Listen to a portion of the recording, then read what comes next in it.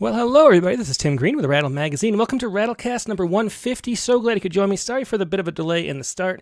Facebook decided to change the stream keys all of a sudden without any warning, so it didn't work at first. I had to figure out why. But we're back. It only took a 4-minute delay. That wasn't too bad. We have a great show for you today, though. Alexis Sears is here. You remember her from Heartbreak Ghazal back just maybe 3-4 weeks ago. A wonderful poet there. Her new book is out of order. We'll be talking to her in just a little bit. We have some Poets Respond poetry first. Before again, I should say that Rattle is a publication of the Rattle Foundation, a 501c3 nonprofit working to promote the practice of poetry. We've been in continuous publication since 1995 and are unaffiliated with any other organization. We just do this because we love poetry, and I know you do too, so please do click the like button, share, make sure you're subscribed. Anything you can do to help spread poetry around the internet is all that we ask. Now, like I mentioned, we're going to go to our Poet Respond poet of the day first. Shannan Mann is here. She's a wonderful Your Body ghazal, and here she is. Shannan, hey Shannan, how you doing? Hi, Tim. I'm doing well. And just to let you know, my daughter has opened her eyes, so she might make an appearance here. Okay, well, we love cat photo bombs, but a crying baby is probably even cuter, so don't worry about that. Yeah. Okay. Thank you. So this poem that you wrote, Your Body, I mean, everybody knows what it's about. Over the last 2 weeks, we've probably gotten 500 poems submitted about the rover. Like literally 500, I think, is the number of poems Wow. about the overturning of Roe versus Wade. But you bring in other stuff. It's around the world. It's everywhere that this happens. It's sort of a perpetual Yes. battle that Yeah. we're gain ground and now we're losing some ground on. Do I just explain what inspired and compelled you to write this poem? Yeah, certainly. I mean, I think my contributors know it's pretty short and simple. And I think the reason for that is very long and complicated because continuously, almost every day, you hear so much news, which is, I think, a direct attack on um, minorities in this world in different shapes and forms. Unfortunately, and I feel like people spend or lawmakers spend so much time and headspace trying to hurt and control people that there's hardly any time spent to actually care for people, which they say is the intention. And maybe it is, maybe that's what they think it is, but truly it's hindering and hurting people, especially people on the ground, I think, who are, as one would say, the common man. They're really hurting. And it's also a personal issue for me as well. Before I had my daughter, I had to have a DNC due to a miscarriage, which is also known as a missed abortion. Mm-hmm. And I was in New Zealand then. And if that was illegal, which it's fast becoming right now, I'd be dead. But more importantly, Anasuya, my daughter, wouldn't be here. Mm-hmm. So it is also a personal issue as well. Yeah, I mean that's the thing that gets missed in the discussion so much is that not having a baby at a certain time allows for another baby to be born at a better time, and if you have one when you're young and not ready, then you won't have one later. I mean, it's as far as Yeah. life. I mean, I don't know. It's just there's not a lot of logic in not in banning things like that. But so the poem you wrote, just such a powerful poem, is a ghazal. Do you know? Can you say anything about why you chose that form? Do you know you were writing that? Ahead of time or not? Um, yes, I think, as I was kind of mentioning a little bit earlier before we began, is that I really love the form of the ghazal. I think it's very unique in its construct. I think it gives space for us to be far more, I'd venture to say, dramatic than today's modern poetry allows. And of course, by saying that, I'm then saying that, oh, modern poetry is somehow specified or curtailed by certain standards. And one can say that it's not. But truly, who are we kidding? Because everything in our world is specified and curtailed by certain standards, and much of modern poetry is so by one can say, the kind of M.F.A style poetry. However, the ghazal being a traditional um, older poem, and at this point, my daughter's going to make an appearance. Okay, sounds good. um, Being a more traditional older poem allows us to kind of reach towards the inner depths of our being, I think, and be as like, kind of bleed our heart out onto the page, far more than a traditional, say, blank verse poem might allow or be comfortable with. And this poem or the subject demanded, I think, more than just softness, quietness, and hiding. Hmm. It demanded to be shouted. Yeah, for sure. And for people who don't know, how the structure is, I mean, it's very clear to hear. You'll hear it coming up, the repeating words in the internal rhyme that sort of precedes the word. But in a ghazal, each stanza, in a traditional one anyway, each stanza is like its own little world. So it's almost like a haiku-ish thing where each, you can jump between different like levels of reality as you move through the poem. It's not all one narrative Yes. straight through, which is an important aspect of it, and one that really makes it fit in a time like this when, so many places around the world, things are happening all at once.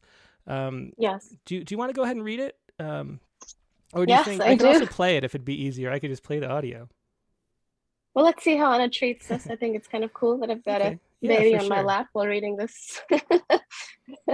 So we'll try. Yeah, Anna, shall we do this? What do you think?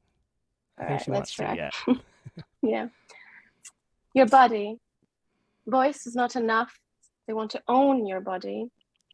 Chewed from flesh to blood to bone, your body. Caged by crib, church, school, hospital, ovum, tumor, bile, stone, your body. You learn to walk in a war zone where your body was then shown your body. Torn for God, for man, for child. Those who came to save with thorns have sown your body. Beauty is exile, pain an inheritance, encased behind bulletproof glass, a gemstone your body. No one will love you after 40. The capitalist coin to sell confidence, cologne, retinol, silicone your body. If you self-storm, sully their thrones for reform. They jeer like hyenas, governed by hormones your body. My bundle of cells, I named you before the vacuum claimed you. My daughter would be motherless if I'd grown your body. Lovers of life, they drill a hole through it all. Oceans, Amazon, borders, ozone your body. Doctors deny, they follow the word of God, the word made flesh underneath the headstone your body. 100 women will be sacrificed for an unborn child. We want what you do, not what you are. Come, clone your body. Lilies in iron palms, ants in an abandoned house. They ransack as they did Sierra Leone, your body. Violating divine law for dressing like a man, burned on the stake. Oh, Joan, your body. Whether you marry man, animal, or music, it is only good for a moan, your body. If you're hungry for a heart, trip out the rivers. Say to the salmon, let me debone your body. First, loving a body like your own was outlawed. Now, loving your own body over another. Prisons, promises adorn your body. You're burning, they console the fire. When you speak, silence sows. Truth is invisible and as unknown your body. Indifference is more violent than outrage. Shannan, cry through the eye of the cyclone. Fight, for you are not alone. Your body. Oh, that was wonderful. Thanks so much for reading that, Shannon. And it was great having the guest appearance as well. Um, yeah, just a wonderful, powerful poem, and a great reading of it too. I really appreciate it that you could join us today and share it. Thank you. Thank you so much. Yeah, thanks so much. Okay. And now the other poem that we're going to be looking at today, a preview of Tuesday's poem. Mather Schneider is a poet. He was one of the Rattle Rattle Chapbook Prize winners. We published his chapbook, A Bag of Bones, back in 2000. When was that? Like maybe 18 or so. This is his first time he's ever been on Poet Respond. He usually doesn't write poems this quickly. This was about the story which everybody's probably seen too. On a Texas road called The Mouth of the Wolf, a semi-truck packed with migrants was abandoned in the sweltering heat. And I believe 53 people died in this truck. And this is Mather Schneider's poem. He says, it's self-explanatory is his note here. And this is Mather Schneider's poem. I'll just read it. For Tuesday, The Price of Meat. The price of meat. Because of the trucker shortage, my book on Stoic philosophy arrived 3 days late. On the same day, they found 50 dead immigrants in a truck outside San Antonio. I rode my bicycle in the heat to the post office, just like I rode it out of Illinois 40 years ago, all the way to Death Valley. And when I got there, they told me I would die if I tried to ride across. So I caught a lift with a guy in a VW bus to Los Angeles, back when people would do nice things like that. At the post office, I opened the metal door, reached in my box, and was happy to finally have my book, hoping the Stoics could help me deal with adversity. When I got home, my wife was crying. She told me about the dead immigrants found baked in that semi-truck. My wife, who herself walked across the Mexican border 20 years ago, following a coyote sweating through the creosote, to this day she will not tell me the details of that journey. We both watched the news in our little apartment, where the day before we had been complaining about the heat and the landlord who won't fix the cooler and the price of meat and how the mail never comes on time anymore. And we didn't know how to make sense of it. Those blistered corpses when the metal door was opened, the blinking eyes of the few left alive. After thousands of miles in that goddamn oven, we were both so upset we got into an argument, the fifth argument in so many days, until she went into the bedroom and I turned off the TV and opened my book on Epictetus, who said it is best to maintain an indifferent attitude toward things you can't control.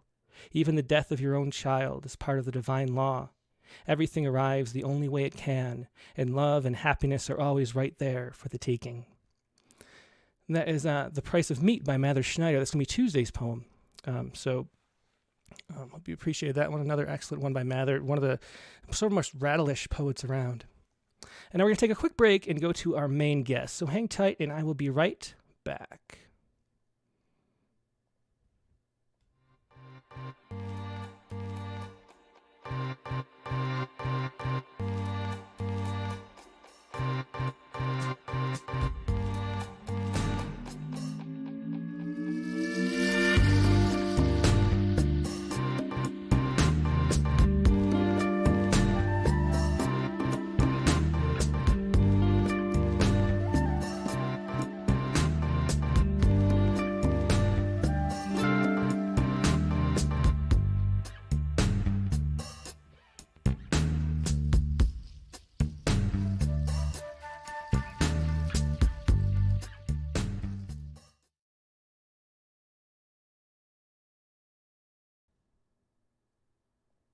And we're back. Thanks so much for your patience. As I mentioned, Alexis Sears'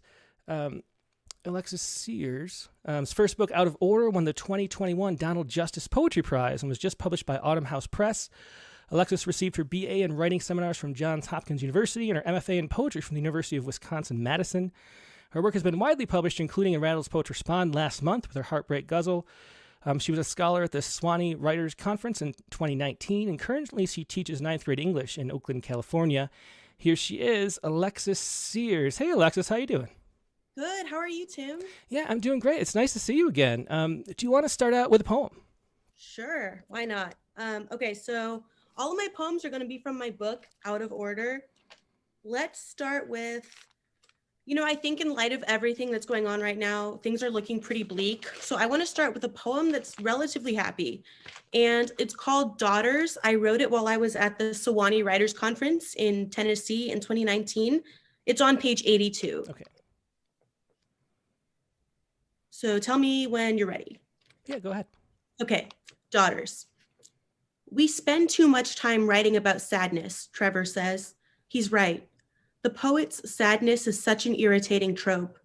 I'm glad this summer here in Tennessee, I've witnessed what might be joy snug in my shoes. I've witnessed what could pass for healing, that old hit-miss word so overused by shrinks and friends who suffer endlessly, who make fast friends with chewed-up fingernails, tangled ends of trendy bobs and updos, far too tired to keep playing the role. I too am tired, when almost strangers tell me they've admired my poems for being honest about suffering. Good for my art, apparently. Our suffering comes from wanting. An old website, Buffering, informs me Buddha said. But here, right now, in Tennessee, I hardly want. Right now, my blood is carbonated bliss, Sprite. How have I become this overflowing sweetness? Bubbly, fellow writers call me. Sweetness from wine on tongues are feelings of completeness, somehow foreign but familiar at the same time. Mosquitoes and familiar smells of fresh paved gravel, liquor. were those we feared, those who we never thought we'd be, the happy ones. I always thought I wanted daughters nothing like me, not like whispers in the chaos of the city, their inky sentences colliding. City girls obsessed with being pretty, gritty, and acidic smartass words. I still question everything sometimes, the still Sewanee ponds, the daily pops of Advil. But questions lie beneath my cool gray covers, total outcasts now. The word joy covers my skin like swelling bug bites. I discover that happiness is neither strength nor weakness, the possibility that my own weakness isn't weakness. Maybe I should speak less about this so-called angst. It'd be okay to have daughters like me. I'll be okay, I realize, frightened, untarnished array of my worries on a platter, wooden, clean. Relieved though, who knows, maybe now I'm clean. Absolved, a different woman, finally seen. Yeah, beautiful. Was that a villanelle? It's a blues stanza poem. So it's little tercet, and then the first two lines have the same word, and the third word rhymes with the previous two. Mm-hmm. Interesting. So yeah, that's the reason why when we had, you were on Poets Respond with that Heartbreak Ghazal, and then I saw that you won the Donald Justice Poetry Prize, and that's why I asked you on, because I love that prize. It's given to, how do they put it at the back of the book? They say like, it's given to somebody whose work is like informed or pays attention to, what's the word? A distinguished, let's see, original book-length collections of poems that pay attention to form. That's how they put it, for consideration. So, yeah, so these are for poets that pay attention to form. And I love the sort of the freedom of that word choice, and also I just love form too, and so it's great to have books of formal poetry. And what works so wonderfully in this book is that you have this very intimate confessional type voice, like it's almost like diaristic, it's like talking to yourself almost, in a casual way, and then it's pushed against the form, and there's such a great like tension between those two things, the strict form and the freedom of the voice. Can you just talk a little bit about how you came into writing form as opposed to other styles of poetry? Because the thing about form is that everybody complains that there's not enough form in poetry anymore. But then who's writing it? It drives me crazy. It's one of the things that just perpetually drives me crazy, because I want to publish more form too. But if 5% of the submissions are formal, how many can I get in the magazine? So anyway, so how is it that you were drawn to form? So I first started writing in form when I think it was my third year at Johns Hopkins. I took a class it was just a forms class. It was taught by this guy named Greg Williamson. Greg is amazing. There's like a 0% chance he's watching this because he's very old school when it comes to technology. But that class was amazing because I think there's this sort of antiquated idea that when somebody says formal poetry, we go to like Robert Frost or some other dead white man who's making rhymes. And a lot of people are worried that that's not relevant anymore. So I think that's what I liked so much about Greg's class. We were reading people like Erica Dawson and Natalie Shapiro and Kaki Wilkinson, people who are like young, modern people, but who are writing in these really creative, formal, technical ways. Mm-hmm. And so you have a section in the book where you talk about going back to free verse. How often do you write free verse? Or do you find, one of the downsides maybe of writing in form that I find is like once you do, it like gets stuck in your head, and it becomes hard to write without it being in form. Do you find that? Oh, absolutely. You know that Frost tennis without a net saying about like free verse is tennis without a net? I somewhat agree, not in like a derogatory, pejorative way, like, oh, that's just not poetry, it's without a net. But for me, I need that net. Mm-hmm. I think maybe like 30%, 40% of the book is free verse, but it's not as easy for me. I think sometimes when I start to write, I just sort of get lost when there's no structure. That's why I like form. It's sort of a puzzle, right? So you get these rules, and then within those rules, you can decide what you want to say and how you want to say it. But if I just get a blank piece of paper, I notice that if I don't have a form, I'll have to write for a really long time before I even realize what it is I'm trying to say. Mm-hmm. So I always try to challenge myself to write more free verse, but form is just the best, isn't it? Form is so great. I mean, I do just love it. And there's something about just the way that when a poem is formal, like it clicks and it all feels like one solid object that couldn't have been anything other than what it is, which I think is one of the big appeals of it. So let's hear another poem. Okay. I think since we're talking about free verse, I want to do a free verse poem. And this one, there are a couple poems. If you've read this book, you'll notice that a lot of musicians make appearances. So we have some Bowie in here, some Earth, Wind, and Fire. People keep asking me why Courtney Love is in one of the poems, but like she deserves it, so why not? This one is called Golden Years, which is based on the Bowie song Golden Years. And what page? Page 10. Okay. It's at the beginning. When Christine asks me to describe my history of depression, I tell her about the Christmas video. I'm 4, maybe 5, twirling a pigtail while my brother opens his toy race car. You looked so sad, my mother said years later. I didn't realize. Christine hands me a box of tissues and I joke that I can't believe I'm crying. At night, I wander in dark lit rooms while Bowie croons through headphones. I dream of handcuffs, of running pointy fingers through a young man's curls, a serrated knife scraping a slope of a smile onto his flesh. Even the sun is a philanderer, bringing home roses to every woman on earth, its rays shading its face like a cap. Excellent. That was Golden Years. Again, this is Out of Order, Alexis Sears' newest book. And speaking of that title, I love the title too. It was one of the things that's great because can you explain how the title came to be? Because I just think the book does move around through time a lot, and so there's a great kind of shuffling to it, and then it appears when the actual line appears, it becomes very important too. It's like a totally different like level layer. How did you pick that as the title of the book? I am so happy you like the title because I've always really struggled with titles, a lot. I remember bringing a poem to workshop in college and I just gave up on writing a title. I just called it Untitled. The professor couldn't believe it. He was horrified. But I think, well, to be honest, I will disclose this here and never again. The book was originally called Out of Order because there was a poem in the book called Out of Order that was about a vending machine that was broken. So when I cut the poem, I realized that the phrase out of order was still in the book elsewhere. And I realized it was relevant because I think out of order has so many different meanings and connotations, out of order as in broken, out of order as in like chronologically, like, which I think the book does. I kind of jump around from memory to memory, and out of order as in like crazy chaos, lack of decorum. And I think all three of those meanings work, I hope, with this book. So I really like that. Mm-hmm. Yeah, I mean, it really does. It's one of those titles. It's just a great metaphor for, what you're experiencing as you read the book. It's really works really well. Can you talk a little about how you came into writing poetry just in the first place? Is it something you've always done, or is it something that you picked up later? How did that come to be?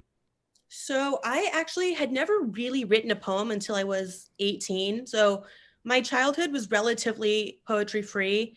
When I was in high school, I read some T.S. Eliot. I thought it was cool, and then I never really thought about it again. I come from a family where my mom was a lawyer. She's been so great in terms of supporting me with poetry, but the point is I wasn't growing up exposed to poetry. It never occurred to me that that was something I wanted to do. Then I went to Johns Hopkins and I took a class with Richie Hoffman. Do you know him? No, I don't actually. Oh my gosh, you should meet him. Richie's the coolest. But right away, I thought he was just amazing. I was kind of intimidated by him because he was just so cool. But when he told me, hey, I think you're a poet, I was skeptical, but I figured, okay, he's great. I'll give it a try. And then it just kind of took on a life of its own. And what was it that you think drew you to it? Was there something that you what did you get out of it right away? The process of writing, was there some kind of emotional release, or the getting lost in it? What was it? I think poetry and writing in general, but for me mostly poetry, is just such a fruitful way to sort of work through feelings and emotions and maybe things that you're not ready to say out loud yet, or things that you don't know how to say out loud.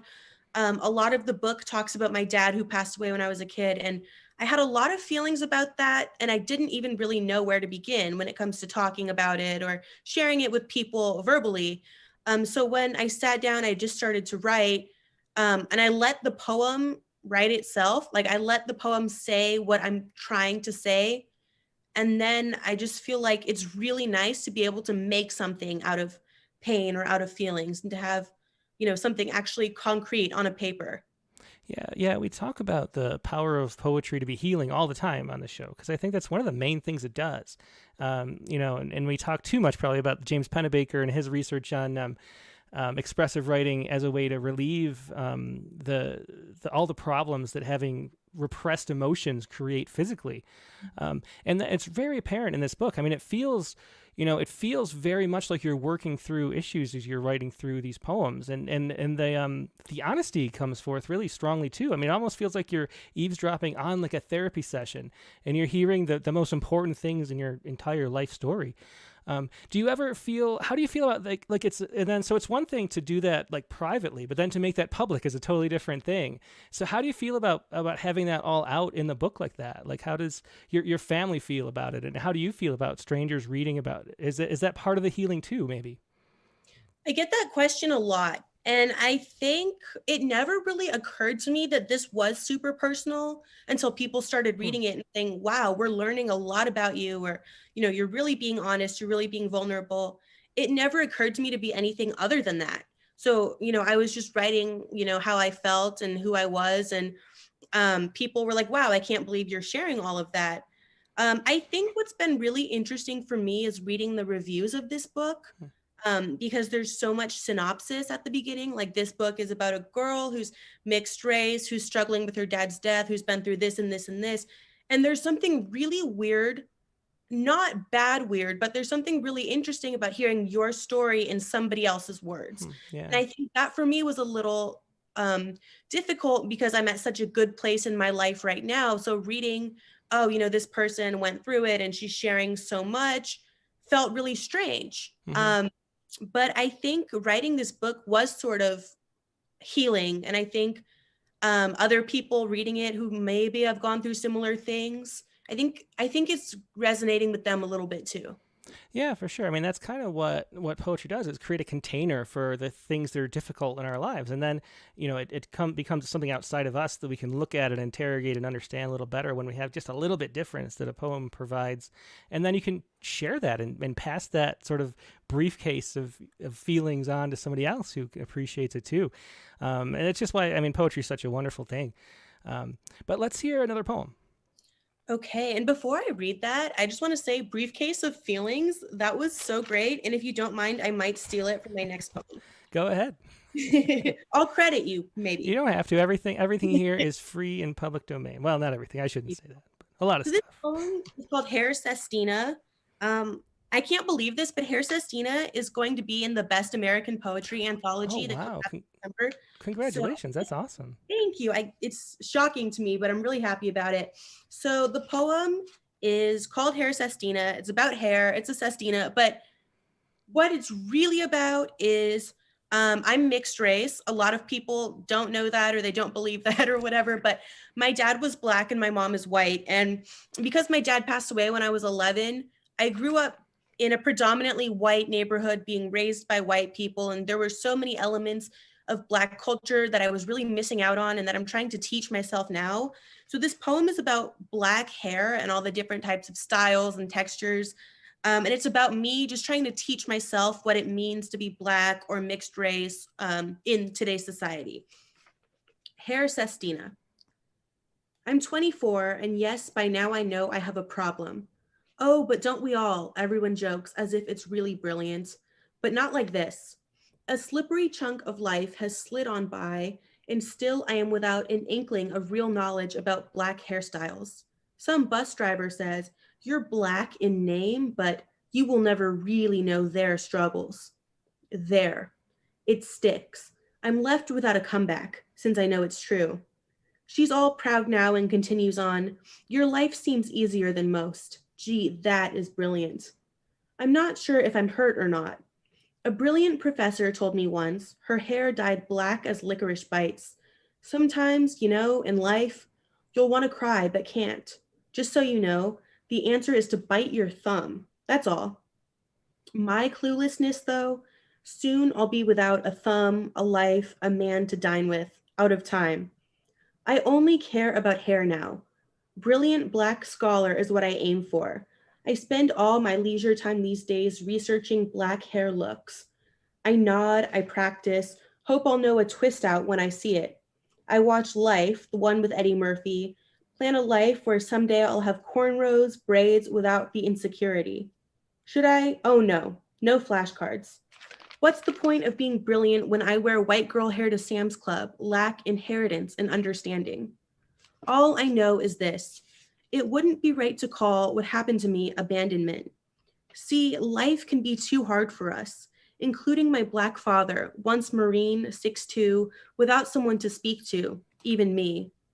Not brilliant, but he could have helped me come to know my hair, my Blackness, self. Oh well, without some emptiness, what's life? 24, brilliant, accomplished, all I know is what I don't. And that was Hair Sestina. And again, we're reading poems from Out of Order, Alexis Sears' newest book, which won the Donald Justice Poetry Prize recently. And congratulations on having that in Best American Poetry. When did you find out about that? That's pretty recent, isn't it? Yeah, I think I found out maybe January. I had no idea that it was even in contention. I just was shocked, pleasantly shocked. Yeah, they come out of nowhere for those. And did they call you or did they email? It was an email. Yeah, very cool. That must have been a happy day. It was. Thank you. So if you have any questions for Alexis, let me know in the comments, either on Facebook or YouTube. I'll pass them along. So here's one already from T.R. Paulson. She says, Alexis, do editors and peers try to steer you away from formal poetry or to free versify your poems? And that's a very interesting question because I don't know. I mean, I kind of hate when editors do anything, like tell you to do anything. Like, I mean, that's not our job, I feel like. But do you ever has it ever happened to you? It has happened. It's happened in sort of a passive aggressive, subtle way. No one's ever said like, hey, see this Sestina? Maybe you should make it a free verse. I agree with you that editors shouldn't do that. I think that's such a dumb thing. That's like saying like, hey, see this burrito? Maybe you should make it sushi. Like, it just doesn't make sense. But I do think there are a lot of people who don't quite understand form, or they resist it. And I've never understood that. But I think before this book came out, there were experiences when I felt a little bit discouraged with form and the reaction I was getting. And I kind of tried to go in the free verse direction until I just decided to stick with what you're good at, which is form. So. Yeah, I had a poetry professor as an undergrad when I didn't take poetry, seriously at all. And she said, no rhyming in this class, in a poetry class. Can you believe that? Oh I mean, God. even free verse is full of rhymes. I mean, what are you talking about? But yeah, so I mean, at the time, I knew she meant like no sing-songy meter.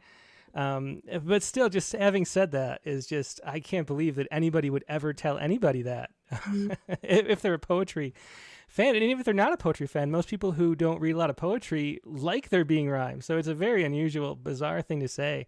Where do you think that comes from? I mean, like, why do you think there's like a history of people being turned off by it more recently, at least in like academic settings? What do you think the source of that is? I don't know, to be honest. I wondered the same thing. And I know we talked a little bit at the beginning about form having that sort of form and rhyme, having that sort of old school thing. I really do think people think it's antiquated. This is what I think. I think people have these two different ideas of form and rhyme, both of which are wrong. But some people think like, oh, okay, Shakespeare and, how shall I compare thee to a summer's day? And then we have people who immediately associate it with like Dr. Seuss and Disney songs. And, I think people who think this either way or both are kind of narrow-minded, but I think that's where a lot of it is coming from. I think there's not enough, people might just not be reading enough rhyme right now. So when their mind goes to rhyme, they automatically have these sort of like negative associations, I think. Yeah, we I have to confess to it. Rattle, when I first started, it wasn't me who wrote it, but we had it in our guidelines. It said something like, don't only submit rhyming poems if they're good. And I was like, so I took that out, but it struck me as odd because like, what, we accept poems if they don't rhyme if they're not good? I don't know. That was very strange. But there is that weird feeling, and it might be just you get so many bad sort of Hallmark verse type submissions, or as a professor, teaching, creative writing 101, you end up getting a lot of a similar thing that the haiku world experiences, where you get all this high 575 stuff that's not really haiku at all. It's just a sentence smashed into 575. I mean, you get a lot of rhyming poems that are just, sing-songy stuff that's not real poetry. So I guess I understand, but when it comes together, it just comes together better than anything, in my opinion. Let's see. Well, let's hear another one. I want to make sure we get to a good number. Okay. Let's do... Okay. This poem is called September, and it is on page 62. It's another song, or it's another poem where the song title is the title of the poem. You'll see. Okay, September. I know I could do better. I could go outside, get some sun. Instead, I watch from my window as the snow falls, as if God is grating Parmesan over the city. Say when. I've never had the chance to love desperately, but I felt rage worm its way through my stomach like a parasite. So many things I cannot say aloud. It would be wrong to bring a child into the world to watch me suffer, to suffer with me, won't win me any friends. Am I worse off than anyone else, though? I sip my dark roast, spell my name in carrots on the counter. I am no longer, at least, a monument to damage. My rib cage a coliseum, its broken edges jabbing at the sky. The faint sounds of earth, wind, and fire play in my kitchen, and I smile, even shimmy a little. None of us will last forever. Someday, maybe soon, everything will ache a little less.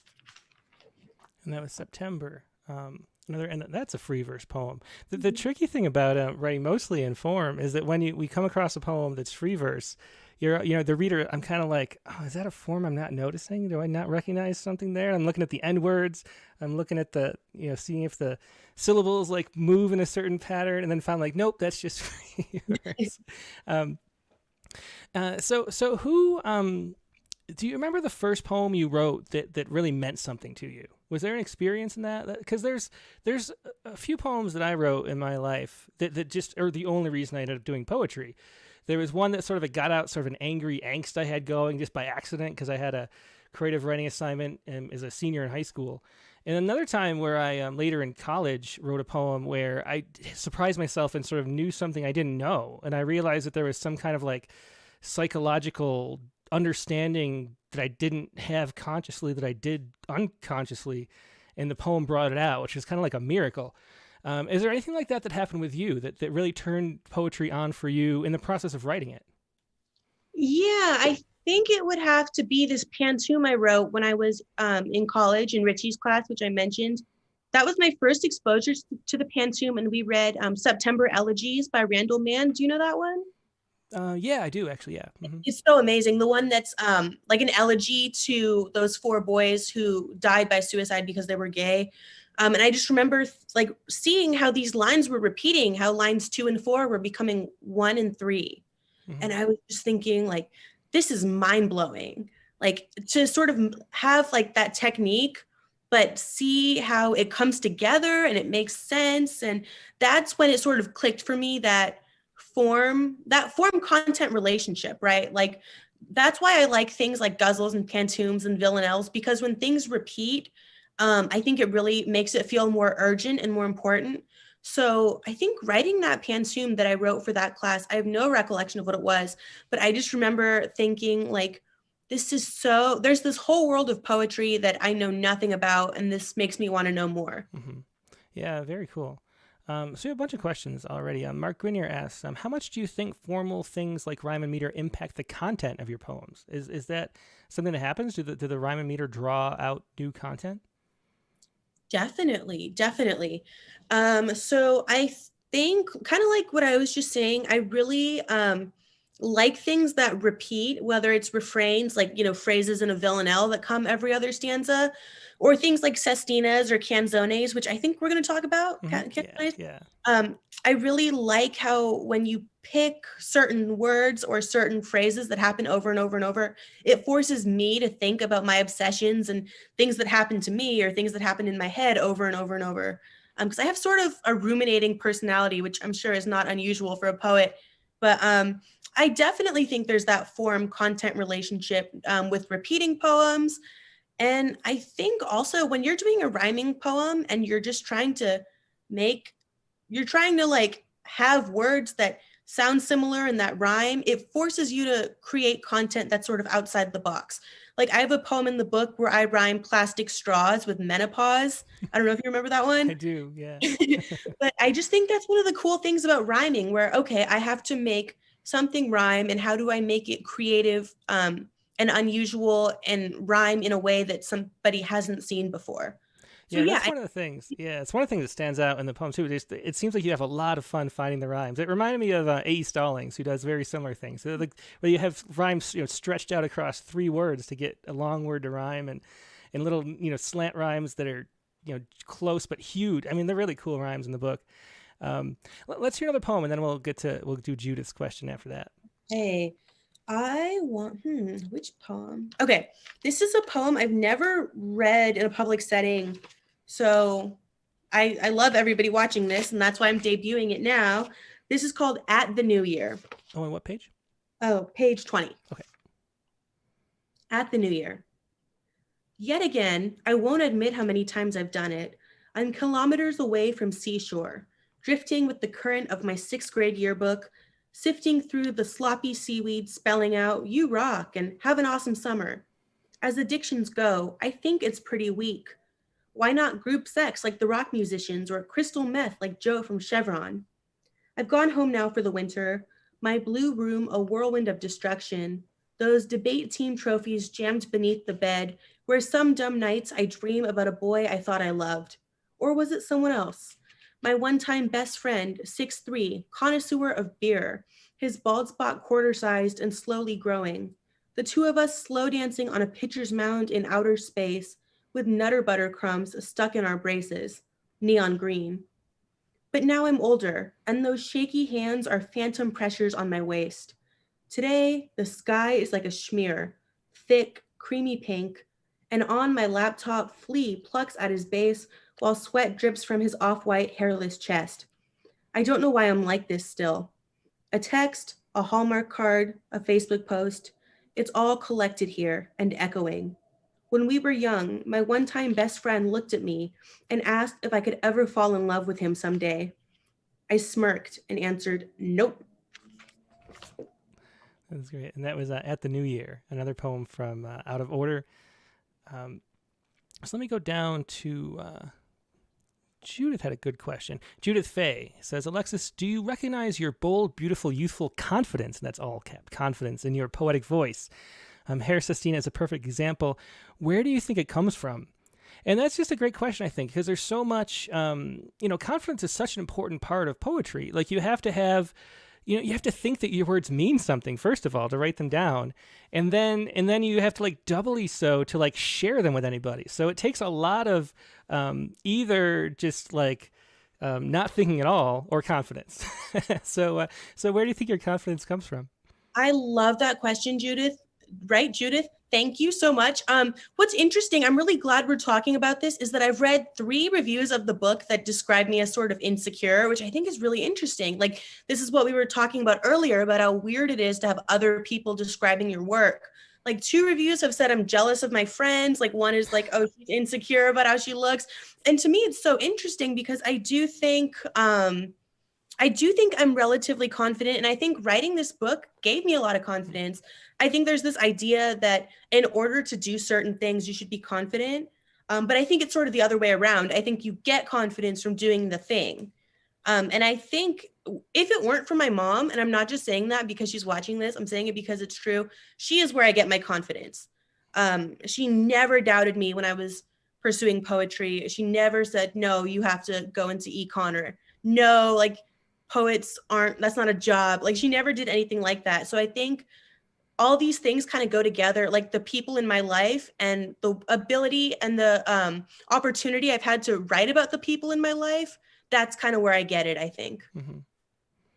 And here's another one. It's a lot of questions. I love it this week. Makes me it's good. Where is this one? Okay, so Cindy, sorry, it keeps jumping. On Facebook, they jump. Let's see. I'm curious about your decision to write in a particular form. This is Cindy Buchanan. I'm curious to write about your decision to write in a particular form. Do you decide to write in a particular form from the onset, or see what form the poem needs? Ooh, I think I used to start writing and then kind of decide on the form, but now I like to just pick the form first. I have the book, the Miller Williams Encyclopedia of Forms. Do you know that one?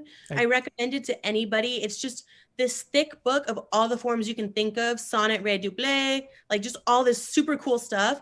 And for now, I think that's what I like to do. I like to just kind of arbitrarily pick a form and then see if it works. And sometimes forms will turn into other forms. I tried writing that poem. I don't remember what it's called. Maybe you would know, Tim, but there are 3 lines, like tercets, and it's really, really, it's not a terzarima, but it has tercets, and it's really, really difficult. And I wrote it and I sent it to my friend Connor, and he was like, "This is not good, Alexis." And that's why I was like, okay, let me choose a different form. So I think sometimes the form and the content don't go together, but when that happens, that you'll notice. Yeah, it's very interesting. I don't know a lot of forms. That's the thing. Maybe I need to get that book but I can't keep things in my head long enough anyway. So even if I knew exactly which one you're talking about, I probably couldn't recall the word. To go along with that confidence question, Joe Barca asked about your thoughts on rejection in poetry when your submissions are rejected. And I think even last time when you were on Poets Respond, just kind of casually, you thought, I never thought I'd get a poem in Rattle. And so sorry about that, first of all. But what is it? How do you deal with that? And keep confident when it is. I mean, the best poets have an acceptance rate of maybe 10 or 20%. Most people it's lower than that. How do you stay confident in the face of rejection? How do you take them? Rejection in poetry has never really fazed me all that much. I know a lot of people get really upset about it. For me, I don't get upset about rejections themselves. I think if you are going to write or do any sort of art, you just have to accept that. I read somewhere that you should have at least 100 rejections per year and you're submittable or something. For me, it's not the rejections, but I do kind of roll my eyes when the way the rejections are worded is a little bit silly. For example, when journals say, "Don't stop writing because I rejected you." For example, no, I'm not going to quit poetry because I didn't get into your magazine. You know what I mean? But for the most part, I just kind of think you have to accept it because, someone's going to reject you, but someone, I guarantee it, is going to accept you. Yeah. Writing on the other end, writing rejection letters is very strange. It's hard, and almost over the years, you just kind of A/B test different phrasings because the thing is that you have to send in mass to everybody. You can't do it individually, unless it's a very small journal. And then you end up you don't want to discourage people who are just starting out, but you don't want to belittle people who are veterans and don't need any encouragement. And then so finding some kind of level where you won't make people depressed, but will also not infuriate people who don't need any explanation is a very tough line to find. And I don't know if I've ever done it, but yeah, cheers to all those who try. Yeah, let's hear another poem. Okay, let's do. Okay, this is another one I don't think I've ever read this in public, so let's do it. It's called Riding Home 5 Years Later. And what page? Oh, page 60. Okay. Riding Home 5 Years Later. I'm a high school senior, and my brother, age 16, drives us home in our black Prius, his eyes half closed like clamshells, while his hands narrowly graze the wheel. Turning left, he's almost catatonic in his post-exercise stupor. Neither of us speaks. Occasionally, he tugs at his shirt that reads Peninsula High School Baseball, sweaty and clinging to his chest. A 90s hit blares from the stereo, a song I've always dodged. Sometimes the trumpets make me cry. Hey, Chris, I ask him, do you ever miss our dad? I've been thinking about it and I get so sad. He squints. I picture them in Dad's apartment, gnawing frozen waffles and undercooked potatoes, late night hoops on Peck Park's basketball court. I look at my young brother, Wonder how he can be so strong, yet in this moment microscopic. Silence. Then he stammers, "Do you want a chocolate malt? I'll buy you one." I shake my head, feel myself parting from my body. The car gets smaller and smaller till it's gone. Yeah, excellent. That was Riding Home 5 years later. And the cool thing I love about the show is that I get to read a book, and then a poem makes me want to ask a question, and then there's the poet like a couple hours later. So when I was reading this, I was wondering about how your brother, if the book helped your brother too, and like your relationship. I've talked to a few people.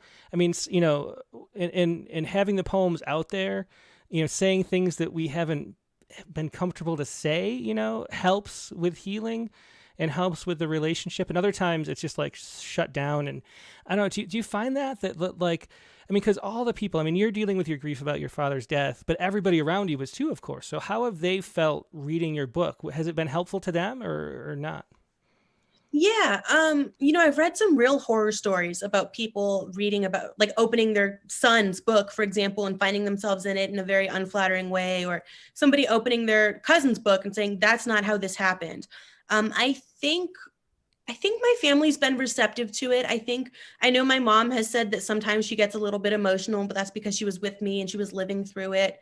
And I think in this poem, for example, my brother doesn't remember offering me a chocolate malt. You know what I mean? Mm-hmm. Like, that's such a small thing that was 10 years ago. But to me, I always found that so touching for some reason. Mm-hmm. And I think that it can be a really good thing to learn that something you kind of offhandedly did really meant something to somebody. Yeah, I mean, that's such a touching moment in that poem because, he can't talk about it or, but wants to offer something anyway, which is such a wonderful little moment and great. I mean, one of the things that poetry does is remember those moments and save them and be able to share them and appreciate them later. So great memories just throughout this book of poems. So you're also a teacher in ninth grade, I think it said, right? How do you teach English and creative writing at all, or is that what you teach? Yeah, I teach English. I was teaching in Oakland, which was wild. I'll spare you the details, but it's difficult. It was a difficult school, difficult situation. But every once in a while, like if you can help like at least one kid find themselves through literature, that's awesome. Mm-hmm. Like, I've always thought English class is so important, not just because you're learning, how to write and mechanics of grammar and organization of the 5-paragraph essay, blah, blah, blah. Like, yeah, that's all very important. But I think reading something and really identifying yourself in a book you're reading and then getting the courage to tell your own story in your writing, I think those things go hand in hand. Mm-hmm. Like, when I was in high school, I remember reading The Catcher in the Rye. I love The Catcher in the Rye. It didn't age very well. I think a lot of people don't get it. That someone said to me, like, "Oh, you're just like Holden Caulfield," which I'm realizing was probably not a compliment. but I think that's why teaching English has been so great, because people are really learning not only about like English, the subject, but about themselves. Mm-hmm. What I wanted to ask was, do certain poems you find resonate with them? It's a tough time, ninth grade in a tough environment in Oakland. Are there certain poems or stories that kids seem to gravitate toward? Yeah, everyone likes The Orange by Wendy Cope. Mm-hmm. You know that one? I'm trying to remember those. At lunchtime, I bought a huge orange. The size of it made us all laugh or something. Oh, yeah, I do remember that. Yeah. Mm-hmm. I'm glad I exist. People really like that. I taught We Real Cool by Gwendolyn Brooks, expecting, like hoopla and excitement. And some kids said, "Is this a joke?" Like, nobody liked it. So every year someone likes something different, which is really cool. Teaching at the college level was also really interesting at Wisconsin, because I taught like Matthew Dickman, Kim Adonisio, and people consistently like those. Mm-hmm. So it's always interesting to see what people enjoy and what they value.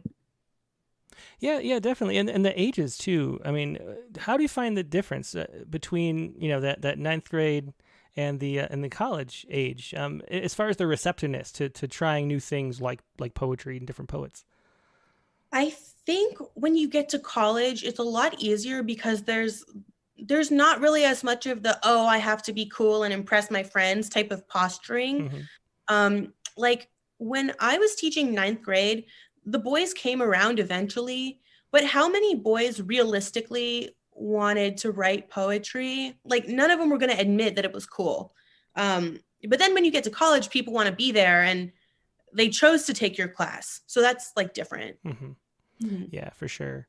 Well, I think we have time for 2 more poems, and one should be that canzone. So let's do the second to last poem, whatever you want that to be. Okay. Okay, what poem should I do? Let's do. Okay, this one is called "What Do You Do When the Pain Is Gone?" At a novelty. Oh, sorry. Last page, page 84. Okay.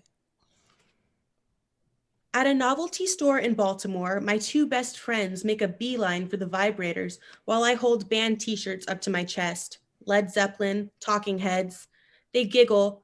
You're adorable, innocent, like a child. It's funny. I never thought I'd live to be this old. Years ago, I gazed out my bedroom window while the sun concaved like a porcelain dish.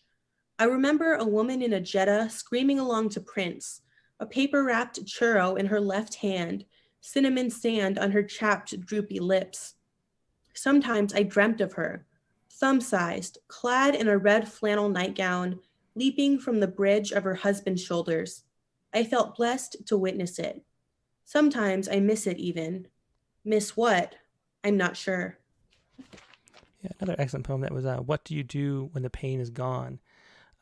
And that you already mentioned that there are a lot of musicians in the book and just a lot of like pop culture references that like very set it in time and place.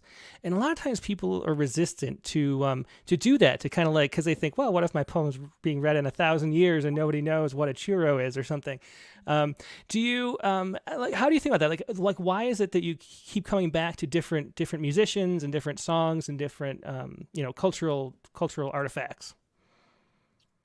So I've always been really drawn to pop culture in my writing.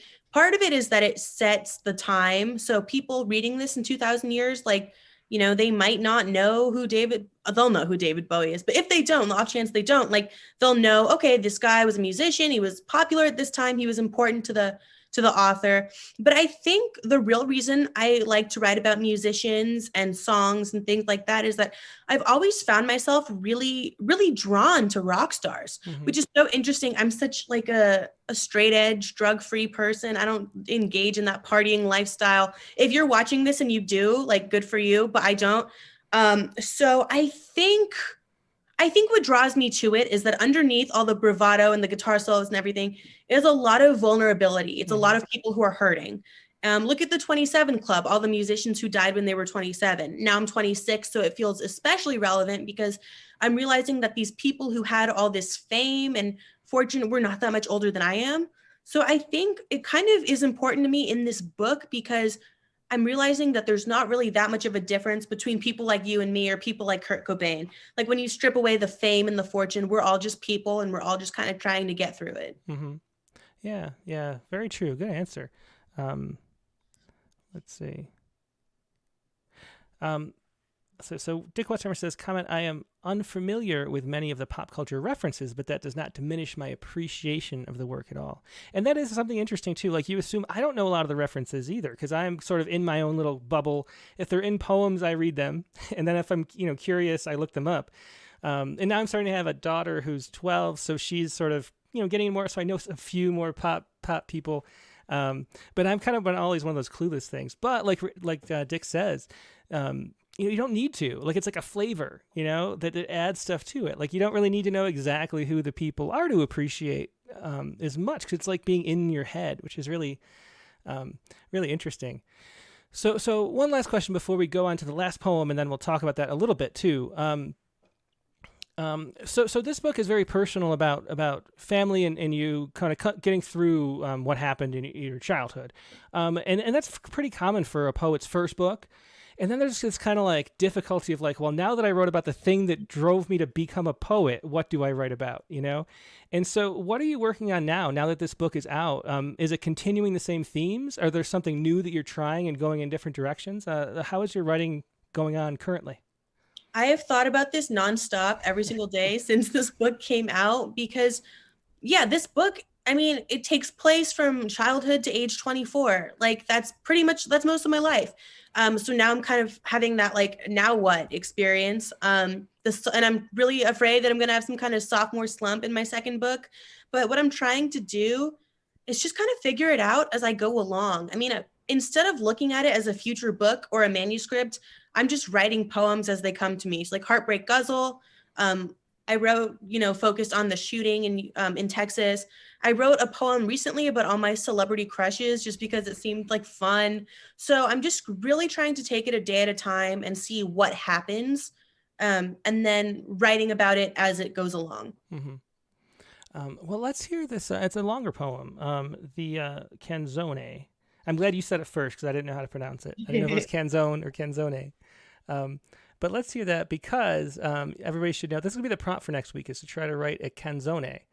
And and I want to talk about this form too because yours is a little unique. What page was it? I'm trying to find it. 11. Page 11. Okay. Mm-hmm. Okay, so I'll just dive in. This is called Some Days Are Harder, and then : a Canzone. I'm slowly learning that I should adore myself. I know I can't ever go back to sleepless nights and angst. The word adore is so poetic. Shakespeare did adore a twinkling star, remember? Or a rock music trope. It's you that I adore, you'll always be my whore. But I adore the word, the innocence. I think it's right to be naive and vulnerable, to write yourself a villanelle or maybe 8 or more. It's for the aching soul, you see. It's like camembert, like lounging by the sea. I don't know if anyone will see the point in arrogance, this whole adore myself thing. Cocky with a massive C. I think my brother might. I sometimes see him in my own reflection, in the back on bus rides, even though it's pretty easy to know he's far away, at least to see the harbor in his photos, or the Hard Rock Cafe downtown, the place where our barack condemned them, riots happened. Can't I see that all the world's in pain? I see it right there on the news. My mother says, all right, enough. You need some sleep, or maybe write all afternoon, or drive down to the sea until you realize that you'll be all right again. I spend the evenings in the bright light that simulates the sun, a door to my apartment open. Is it right to eavesdrop on my neighbor, even right before he kicks the bucket? He's gone back to hacking in the mornings, even back to crying, so I've heard. I used to write about whether he'll die in style, rock a silver necklace or a massive rock, the band tight on his finger. Does it rock to be old? Doubt it. Think about James Wright. I've wasted my life. Yikes. A total crock of bullshit, Caitlin said once at a rock concert. No, a restaurant, fricassee and bowls before us, the potatoes rock hard. My friend from UC Irvine, Brock, hates that poem. God, I adore him.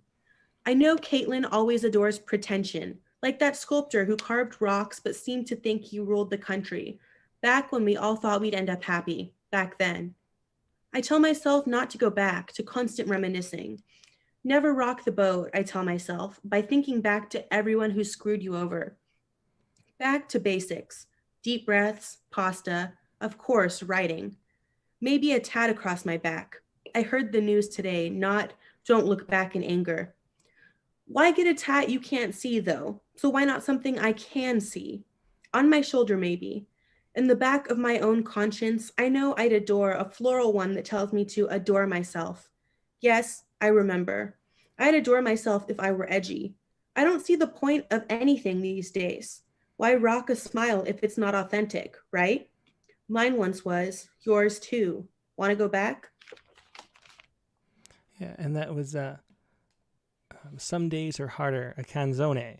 And so that was one of my favorite poems in the book because it's the poem where it's the starkest example of that really casual, like ruminating voice pushing against a really prominent form because of all the repetition.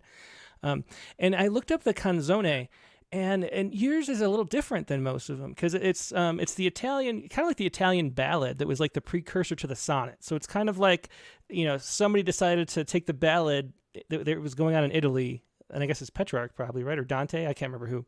But and then take one stanza of that became a sonnet almost.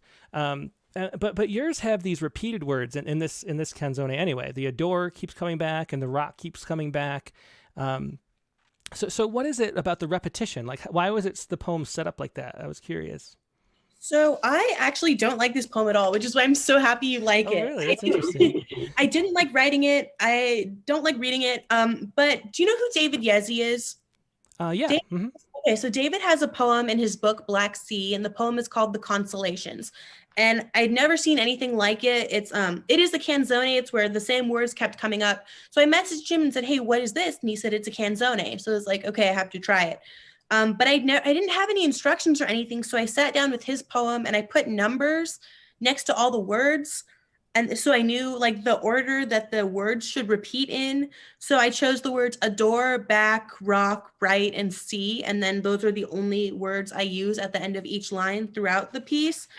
I know Anthony Hecht said like, oh, a canzone is a sestina on steroids. That's exactly what this was. Like, it's just so, I don't know why it is the way it is, like why I chose these words, but I think I had a lot of fun with it. Like rock, our baroque, like rock, see, fricassee, like that's what I like so much about end words. You can do anything you want. You can be as creative as you want. Mm-hmm. Yeah, that's the thing. It's kind of like, I mean, here it's like a sestina mixed with like a crown of sonnets almost or something, and they can be any length. So you don't have to do the same number. It can go on and on, or it can just be 2 or 3 stanzas. But it's such a cool form, and I'm surprised that you don't like the poem, because it really works really well. I think just because of the formal influence is so strong, it's like it has a huge wall to push against for the voice. It's really cool the way it works. So that's going to be your prompt for everybody. It's going to be to write a canzone in this form, though, with sort of sestina-ish, where the rhymes are repeated, and confess something in your canzone. That is going to be your prompt for next week. And we haven't had a form type prompt in a while. This seemed like a challenge one. So, if you can't come up with it, don't feel bad. I picked it because it seems challenging, but also seems fun. So very cool. So that is Some Days Are Harder, a canzone. Alexis, thanks so much for being a guest today. It's been great talking to you. I love your book. It was really fun sitting down with it today when I finally had some free time to sit out on the deck and read a book. It was just a wonderful companion for the afternoon. Thanks for joining us. Thank you so much for having me. And thank you everyone for watching this. This was the most fun I've had in weeks. So awesome. Thank you. Thanks. Well, take care, Alexis. Me too.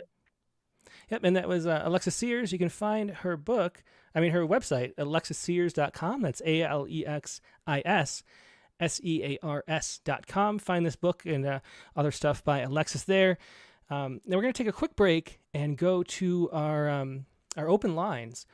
And the prompt for last week was it was basically to take an abstraction as a title of the poem, so something like sorrow or happiness, and then write very concretely about that. So that's your prompt for this week. You can, and that was picked by Katie Bickham, last week's guest. So you can have your prompt poems if you'd like to share those. You can have Poetry Spawn news poems about current events. You can have poems you've published recently and are feel proud of.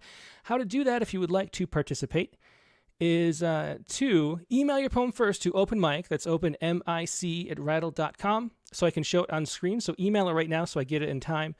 And then I'm going to share the Zoom link right here. I'm going to put it in the chat windows on Facebook and YouTube. I'll pin the comments as well. There they are. Come on in only if you would like to share poems. If you have a poem to share, come over here.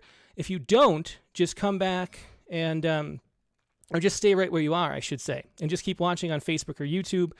But if you have a poem to share, come over to the Zoom link, and I'll go. If there's some people I'll do first because we did them last or missed them last time.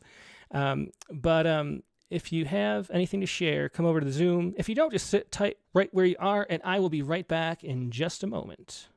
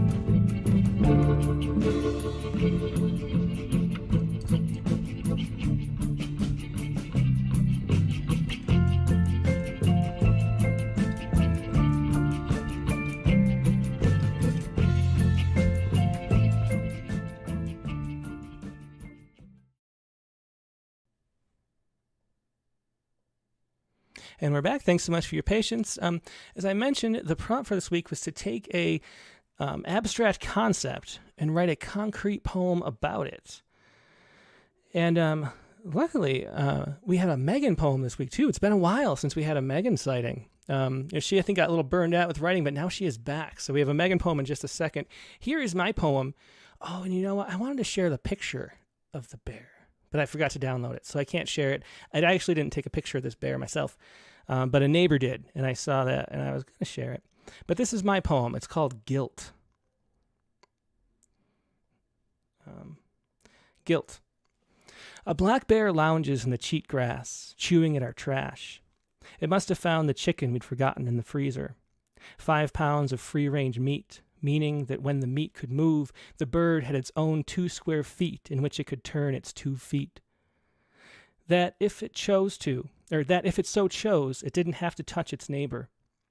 At one end of the grow house was a door to the sky. How the brighter light must have beckoned. By law, that door must be open half the day. The dirt run on the other side must have one living plant. But the birds don't care. Bred for their size and stupidity, they spend their 40 days at the feed trough, gaining strength in its constant jostle for premium space. It's not unlike the bears in Alaska, who fight for the right to have salmon leap into their mouths. But also it's different. For 3 years in our freezer, water from that warehouse that was stored in the muscle of our chicken sublimated and refroze, forming ice where the ice shouldn't be. Now meat isn't tender. But the black bear doesn't care, and its fur is the cinnamon. It looks so soft in the sunlight that it calls us all to sleep. Soon we'll call our bravest neighbor, who will run at the bear with a pair of pots. From a distance we'll join in the banging. It's for his own good. A problem bear might be shot. But for now let him eat, body numb with the impossible pleasure. Only his mouth is moving, his muzzle buried in the grease and the goo of the garbage bag, as if these were the fallen shards of heaven. For a black bear in the dry grass they are. As Guilt, my poem about a black bear. Wish I remembered to pick get the photo, but I don't have it. But it's a beautiful, very fat for this time of year, cinnamon brown black bear that was just chewing at the trash like 3 houses down. Anyway, this is Megan's poem. This is Envy. The other mother at the park laughs easily as she obeys her son's command. Higher, Mommy. She grabs his swing by the chains, runs backward, suspends him briefly in the air like a dandelion seed, and lets go. He squeals Velcro shoes, kissing the sun. My daughter, of course, echoes, higher too. I pretend I don't hear. This mother keeps pushing. The boy is so high, the swing groans in warning. Her smile is cool and liquid, lemonade in July.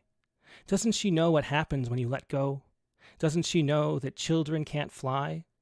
It must be nice, believing the sky has cupped hands. She says she'll send him all the way to the moon.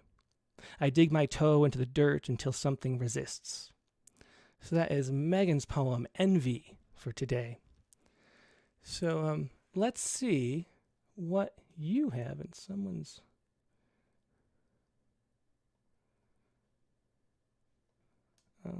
hang on 1 second. There we go. Okay.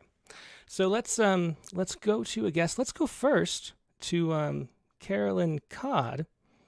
And Carolyn, mute your stream in the background, because I heard that. That's what I was trying to mute. So mute that stream in the background, and then we'll unmute you on Zoom, because I guess you're watching both at the same time. So let's see if this will work.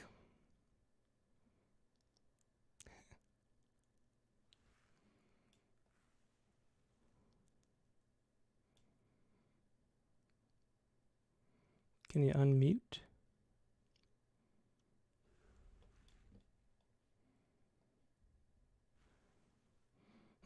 Okay, well, let's go instead. We'll go try to go back to you, Carolyn. Let's go instead to Saham Karami. Hi. Hey, thanks so much for joining us. So what do you have that you'd like to share? Okay, do you see me? I do not. If you want to click the camera button, you can jump on. Which is the camera button?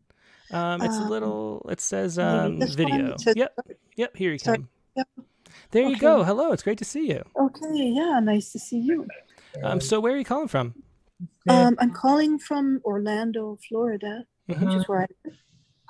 Oh, we have somebody else here. Oh, wait, hang on. Don't worry about it. I remuted. Sorry, Carolyn. Oh, okay. Yeah. So what do you have to share with us? Okay, I wrote a poem using the prompt called Grief. Excellent. Carolyn, keep yourself muted for now. Okay, because we're talking to Shaham now. It's great to see you. Okay, yeah, nice. Okay. Are you there, Shaham? Yes, I'm here. Okay. Okay, shall I go ahead? Yeah, go ahead. This is Grief. Oh, grief. Okay. Something you can't hold for very long, like a block of ice or a tray coming out of the oven without getting burned. But you hold it anyway. The sun rises and sets, and you hear the cranes clicking like prehistoric birds in between something you ate or something you drank. And it might as well be tomorrow or the next day, tumbling over each other like children down a slope. And it might as well be an ocean somewhere, or a galaxy, or the night on a sofa where I realized I was floating in space, the whole house, an illusion. You no longer want endings or beginnings or yoga. You abbreviate the hours or elongate the seconds. It is all one thing, and it was, and is no more, an entire world and all it ever was, hovering. Like when my father held me over a crevasse and my feet went hollow, so I closed my eyes. Or riding on a bus in a strange town when it occurred to me I would never see my father again. But that was easier, much easier than his death. And even that was easier than this, my life 1,000 years in a wooden keg, rolling down the hill out of sight. And people are telling me, isn't it gorgeous, the sunset? Oh, that was just a wonderful poem. That was Grief. Yeah. Thanks so much for sharing that. You're welcome. I sent a link for another poem, but maybe you don't have time. I just didn't know if you'd have time. Yeah, I think we already have. Too many people. Okay. Yeah, I think problem. so. But next week, if you don't do a prompt again, we can share this next time. Well, that was such a great prompt today that she gave. Yeah, Alexis. that was a good one. Thank you very much for thanks. having me. I enjoyed being here. Yep. Bye. Okay. Again, that was Shiham Karami with Grief. And now let's go to Mark Grenier. Tim. Hey, Mark, how you doing? I'm doing fine. I have a really short poem. It wasn't exactly written to the prompt, but it responds to the prompt at least somewhat. It's called Hope. And I wrote it after reading a poem called God's Inkwell by Jan Harper. Okay, Hope. The night spills out, it seems, on whatever plane we dream. It lives and dies in living things, is poured or drained from lips that sing, the beginning and the end of dreams. Oh, that was excellent too. Great poems in the open mic. Thanks so much for sharing that, Mark. Yeah, it was Mark Grenier with Hope. Let's go to Brent Stauffer. Hey, hello, Brett. How you doing today? Oh, I'm doing great. Hey, that was interesting. A little dialogue box or something came up on my iPad and said, "Would you like to unmute?" Yeah, that's how it's supposed to work. So I'm supposed to ask people, and then they just click, but it doesn't always work. Yeah, no, that was cool. Today's show has been really great, from beginning through all of Alexis's stuff, and the prompt poems have been excellent. It's been really strong, a joy. Yeah, well, thanks. I've been enjoying it too. So what do you got for us? Okay, well, I actually kind of reverse engineered this one. I was struggling with settling on an abstraction to write about, and I was just thumbing through poems, and then I was thumbing through my own poems, and I found an older one, and I was I just got distracted with it and started editing it. And I suddenly realized that Hunger was not only a great title for it, but it was what it was about, which I had not realized until today when it occurred to me. Ah, very cool. So a reverse engineered prompt poem. Yeah.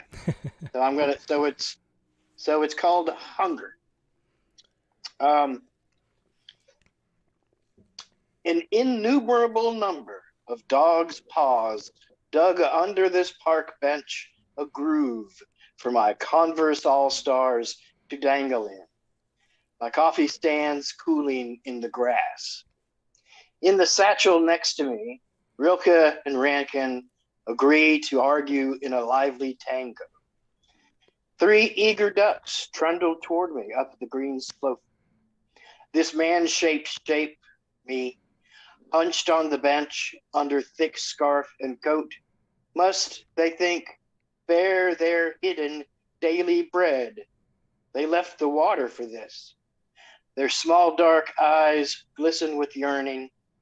Their long throats gurgle a chorus the lake forgot, and me with a lack in all my pockets. Oh, that's wonderful. I love that ending.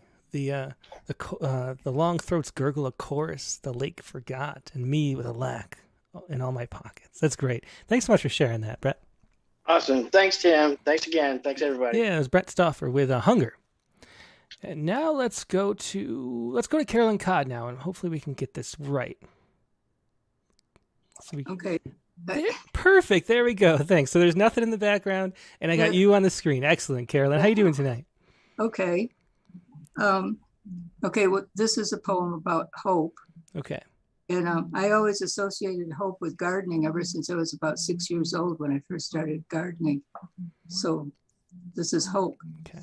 Spring arrives. The gardener plants zinnia and marigold seeds, seedlings of pansies, petunias, and other flowering plants. With a bit of care, in summer, her small garden will be full of color for her and the bees and butterflies to enjoy. In the well-planted vegetable patch, tomato, pepper, and cucumber plants will be offering up the makings of refreshing salads and savory sauces. The squash, pumpkins, and chrysanthemums wait till autumn to do their thing. And the gardener plants bulbs of crocuses and daffodils. Eventually, the garden fades. Winter sets in. There will be cold, dark days, blustery days of sun and clouds, blizzards and snow shoveling to endure. But through it all, the gardener will be there, anticipating the revival of spring. Oh, that was great too. Thanks for sharing that, Carolyn. That makes me, speaking of hunger, makes me hungry for some delicious salad. I haven't eaten dinner yet, and that sounds like good stuff. Thanks for sharing that, Carolyn. Okay. Next, let's go to Cindy. Hi. Hey, Cindy. Yeah, how you doing? I'm doing well. How are you doing? I'm doing great. And this is Cindy. Cindy Buchanan. Ah, Cindy Buchanan. I see. Hi. I have your poem right here. So welcome. This first time on. It's great to see you. Yes, it is. Thank you. And thank you for that great interview with Alexis Sears. I just love what she had to say about form, that it was kind of a puzzle that you could work with. And I think that's how I approached the prompt this week too, because it was a little bit of a challenge to figure out how to write into that constraint of the prompt. Mm-hmm. So I wrote a poem called Grief. Okay, I have it up. Go ahead whenever you're ready. Okay. A month after our daughter was born, we planted a white dogwood. I didn't know the legend of the crucifixion wood. I just liked the symmetry of the 4-petaled flowers which bloomed every spring, plump white crosses with a bright green pistil in the middle. We delighted in how trunks and limbs grew out and up, how they shimmered and glowed even on the rainiest of mornings. Our daughter grew too, of course, but around the time of her own blossoming, we sensed the start of a slow blight, a withering glimpsed out of the corner of our eyes, transient, unthinkable. When she began to droop, we tried to clarify the slurred edges of her poppy-addled speech, explain away her pinprick pupils, excuse the sudden rush of flush upon her pale and clammy skin. We propped her up, sought advice for how to treat the scourge, but the sickness was relentless, and suddenly she was gone. When we found we could no longer tolerate white or green or anything that grew, we fled the garden, traded the strangle of twisted roots for a place far from the damned wood of dogwood trees. But still, green blades push their way through cracks. Oh, another great ending. Yeah, great poem. Thanks so much for sharing that, Cindy. It's great to have you on. And where are you calling from? I didn't ask. Seattle, Washington. Excellent. Yeah, very cool. Well, I hope to see you again soon.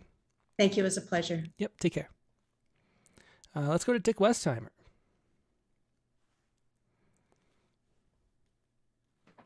I was just recovering from Cindy's poem.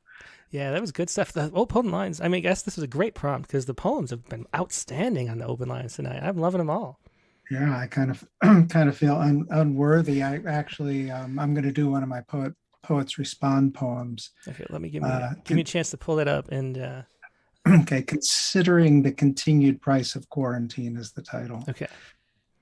And it actually was sort of, I was thinking about the abstraction, feeling, and then this news story came up about the launch of Capstone spacecraft, which will be circling the moon in what's called a halo orbit, meaning you can always see it from Earth, or interesting. It can always see Earth. So rather than to go behind the moon.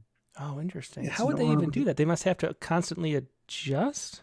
Well, it's a Lagrange point. Oh, okay. Very interesting. And it takes very little fuel, which is one of the reasons why they're doing it, because eventually they hope to put a space station in that orbit and without much fuel to keep it in that orbit. Oh, very cool. So there's a lot more to the story, but you can geek out on your own. I think I will. On the mathematics of the very, very elliptical, near rectilinear, it's called. Oh, wow. It's that elliptical. Wow. But that's not part of the poem. Okay. So, this was, I'm sure you've had these, all of us, that you get to the end of a poem and you just wish that that's not what you found out. Mm-hmm. It's like, damn, that's not where I wanted to go. Yeah, for sure. So the epigraph is from the European Space Agency describing a unique lunar orbit, always in line of sight to the Earth. The orbit, as seen from Earth, will appear like a little lunar halo, considering the continued price of quarantine.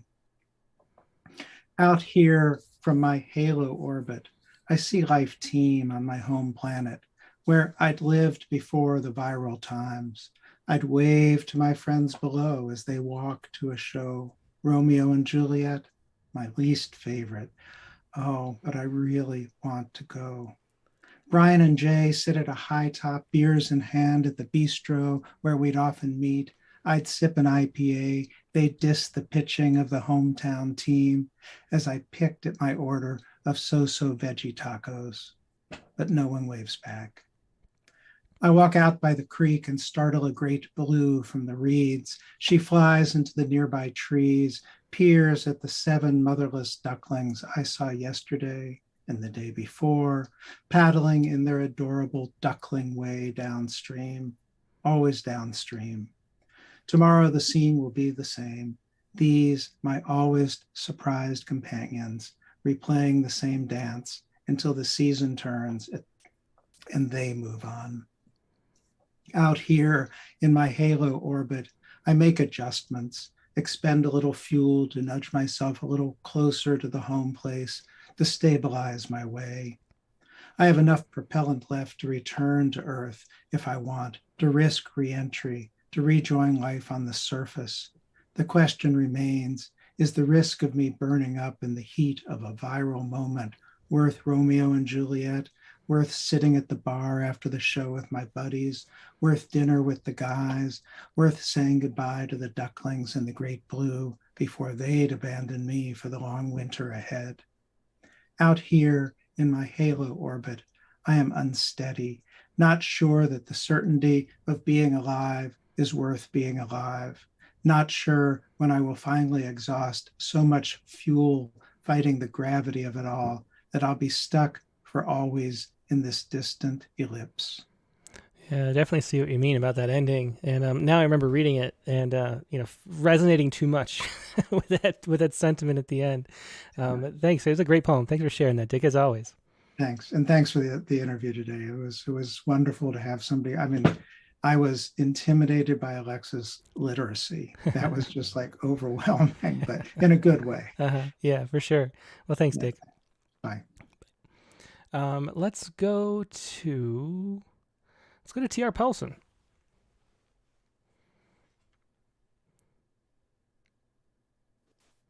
Hey, TR, how you doing? Good. How are you? Happy Sunday. Yeah, happy Sunday to you too. It's good to see you on a Sunday. I know I was so mad at you for changing it to Mondays and discriminating against us who have to actually work to pay for our poetry habit. But however, I get that you can't make everybody happy. I know, there's just no way. Things. It is impossible. But but if you can't please everyone, at least please yourself. Isn't that how a song goes or something? Because that's the best time for me. So what do you have that you'd like to share? Did you get my email? Yep, I did here. It is a sonnet, Birds Never Nest Here, right? Yep. Okay. And the reason I chose it, it's fairly recently published in an anthology called Poets Speaking to Poets. Excellent. Echoes and Tributes. And it's pretty much the title pretty much describes it. It's all like poems in response to other poets. And mine is after Richard Hugo's well-known craft book, Triggering Town. Oh, very interesting. We were going to, I was thinking about having that as a theme for one of the, tributes of dialogues or something like that. So yeah, this would be cool to hear. Yeah, that would be a fun theme for Rattle as well. The reason I chose to read it today is an interesting reason that I got my first round of edits back from the editor that I'm paying to hopefully put together a manuscript that somebody will want to publish. Mm-hmm. And I was very much, we were talking about confidence earlier, very unconfident, feeling like, oh shit, I suck. This book is going to suck. She's butchering all my poems. Tim, I don't know how you'll feel about your acceptance rate with her, but only half of my Rattle poems made the cut into my own manuscript. So that just goes to show how subjective for sure. Yeah. Poetry really is. Well, my advice is to just not take feedback you don't agree with very seriously. I mean, if you're starting out, it'd be one thing, but you know what you're doing. So I wouldn't listen to her too much. But that's just... Yeah, I mean, the main thing that's helpful is knowing like what order to put them in. But yeah, there's certainly some of her feedback I'm just gonna veto and say, you know what, this is my poem, and if I try to change it, it won't be my poem anymore. Mm-hmm. And maybe I have to put my foot down on some things. I've talked about this before, but we have there's a lot of times where I don't do much editing hands-on, but there's sometimes where like a section is just like off, and we're like, oh, the poem would be great if it just ended here if you change this. And so many times people will say, oh, well, that was the part that I workshopped and people wanted me to change. Here's the original. And then they'll send me the original, and it's great. And it was just the, just over like somebody else's head, like a poem is a singular individual experience. And there's a difference between, like, once you know what you're doing, I think the intricacies of an artist should be the thing you focus on, and just, have people help you out with clarity and things you don't catch, but you know what you're doing. So I wouldn't change much. Yeah, the clarity is the big thing. Mm-hmm. Yeah, I mean, that's one thing, because we are like stuck in our own heads. Yeah, like we can't see what people can't see, and which is why we do the critique of the week and try to get that balance of like understanding how other people perceive the things we don't know, or that they don't know that we know. It's a very difficult thing to get around, but as far as like lines and things, I wouldn't change much unless you agree with the changes. So I just trying to save your manuscript really quick.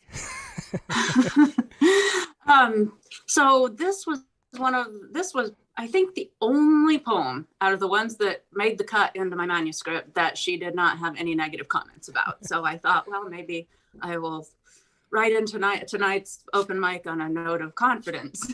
Okay. Birds never nest here, after Richard Hugo. You've never heard of my town. It straddles forgotten river where the main street trestle, though broken, once crossed. Now a ferry paddles back and forth Sundays.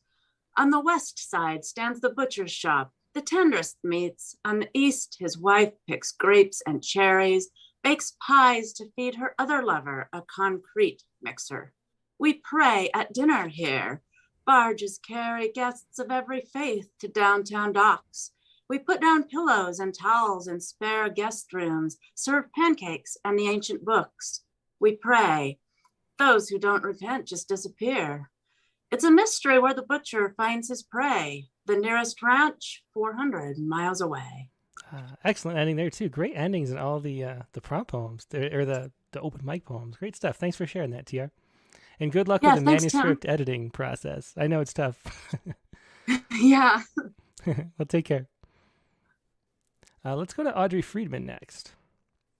Okay. Hello, everybody. Hey, Audrey. How you doing tonight? Pretty good. This poem that I am going to read was my poet's response submission this week. It started with a thrift shop photo, and I gave the matriarchal figure in the photo a story inspired by what life before Roe versus Wade might have been. Yeah, very cool. Let's hear it. This is The Depression. The Depression. Grandma Gertie stands in the back row, quelling over her flock, all in skirts and white blouses or black slacks and ties. Each of her hands rests on a shoulder of one of her daughters. Family reunion at the Silvermans at the Cutler's Bungalow Colony in the Catskills. No one would notice the secret Grandma would like to drown in the lake or bury deep in the grass. Grandma wasn't all chicken soup and knedlach. There were times when there was no poultry in the pot, no money for the rent, just a baby to mourn. She had to be blindfolded, taken to the back alley, do the thing that kept her depending on amitriptyline to paste that benign smile on her face in all those black and white photos. Oh, very, very powerful poem. Thanks for sharing that, Audrey. Thank you.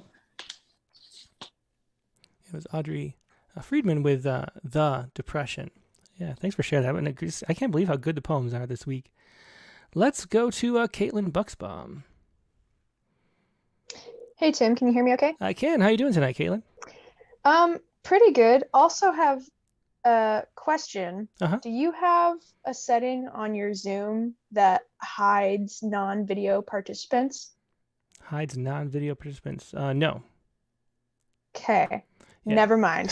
Don't worry about it. Okay. Well, I do, though, if someone has their video up, I am more likely to pick them next because then I see they're ready, you know? So I think maybe if somebody doesn't have their video up. I thought that's probably what you're doing. It's just sometimes, I mean, I'm not at home right now, and sometimes the internet is harder to load. Like, it's harder to listen to you guys because it's trying to make my video go. So whatever. Anyway, no, now I know we're all on the same page. It's all good. Yeah. And I don't always, but it's just if I see someone who looks like they're alert, then I go to them before I go to somebody who's a mystery. Understandable. Yeah. Understandable. So what do you have to share? So I had 2 poems from previous prompts, but for the sake of time, I guess I'll just read the first one. Well, you can do both. The second one's pretty short. If you want to do the both, you can, I think. Okay. All right. So the first one is on the coal miner prompt, and I did what I do for like the 3 Elements review poems and try to just like use the words as uniquely as possible. So it's not actually about a coal miner, but the important words are in there. So and this is one I shared with my Rattle regulars group. So Angela and Brent and Dick have all seen this one before, but nobody else has. So, well, a couple other people, but anyway. Okay, so this is called Gemology. Creekside, little fingers separate the silty soil from itself, culling coal-colored stones from the shore to carve a temporary home for a Humvee small enough to palm. large enough for young imaginations to see buried treasure. Parents call the child away. Car gets caught in the tide of expectations, lost in the sand of days a mile deep. Family camping trips spread thin. An unintended time capsule waits to be discovered. Could I be so lucky to find myself the unsuspecting miner fated for its retrieval? My fingers descend into the earth, blindly searching for diamond fodder, poem fuel glittering with memory. We dug for hours. My dad forgot. My mom remembers. Oh, very cool. I love that poem fuel. And then the next one, which is pretty short, If This Were a Mary Oliver Poem. From last week's prompt. Yeah, and I actually, when I got the prompt, I was like, I don't know what I'm going to write. And then I think I only caught like a little bit of last week's show. And so I was rewatching it later and just like half listening. And all of a sudden I had an idea. And I was like, okay. Oh, very cool. And this one is kind of sad. I feel a little bit better now than I did when I wrote it. That's good to hear. Also, I don't know that this is the most up-to-date version because I didn't have it on my computer. I just had the rough draft in my journal and like typed it up real quick. So this one's a work in progress, more so than the other one. But anyway, if this were a Mary Oliver poem, I'd go on about nature, human, animal, vegetable, or mineral, and the ways the birds and the grass inspire me to be irresponsible, to be woman, brave and strong and sure of myself, even if not the future. But I am not Mary Oliver. I am alive and desperate and delicate, constantly praying for certainty. I have faith and doubt. I have love. And now and again, the pounding hooves of blue horses thundering in my ears. Oh, another great ending. Yeah, great. Just all around poems, great endings, especially today. Thanks for sharing that, Caitlin.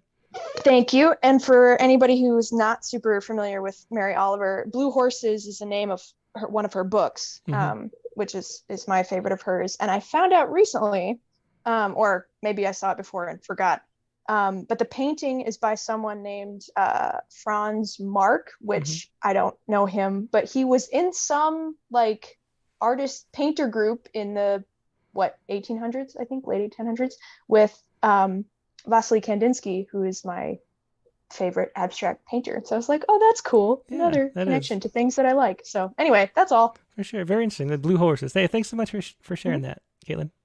Yep. Okay, and let's go to Carla Schwartz. Hey. Hello. Hey, Carla. How you doing tonight?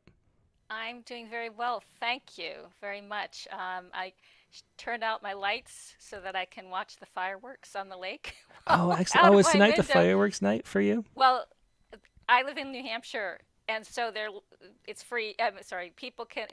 It's legal to do fireworks. So there's lots of personal fireworks all around the lake, and so I'm actually looking out at Lake Winnipesaukee right now, and then I get to see these bursts of fireworks very right cool. behind my computer screen. Yeah, so. It's very illegal here where I am because of the fire risk. So if we see a firework, we call 911.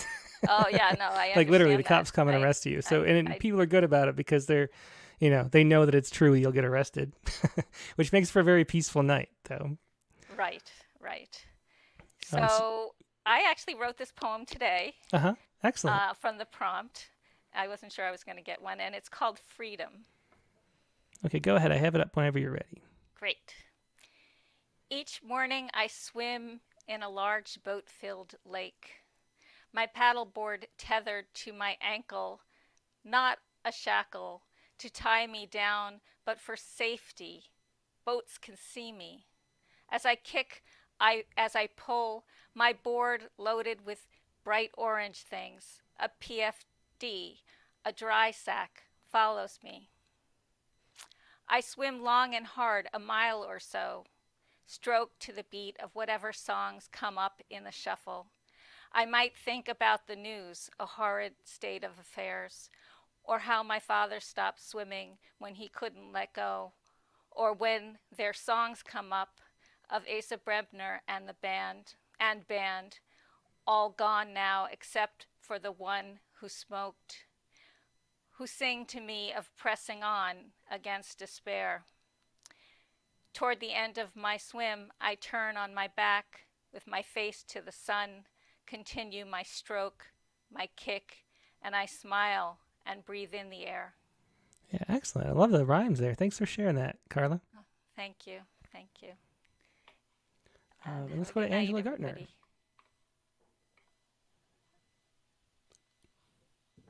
Hi, Tim. Hey, Angela, how you doing? And I see Bev Wendell Atherstone is here. She just came in. I was going to go to her first because I skipped her last week. So, Bev, hang out. I'm not going to skip you again. But anyway, let's talk. How you doing, Angela?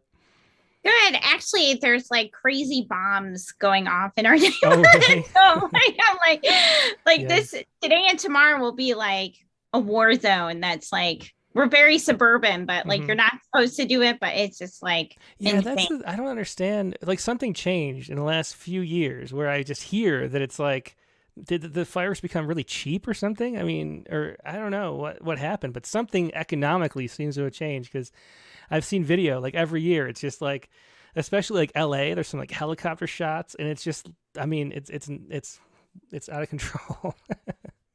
Yeah. I mean, and they just, in our state, they just made it legal to buy consumer, but communities are still saying no, but it doesn't matter every year. It's just like, it's scary to walk the dog because it's like everything's going off and like, literally you're walking through smoke.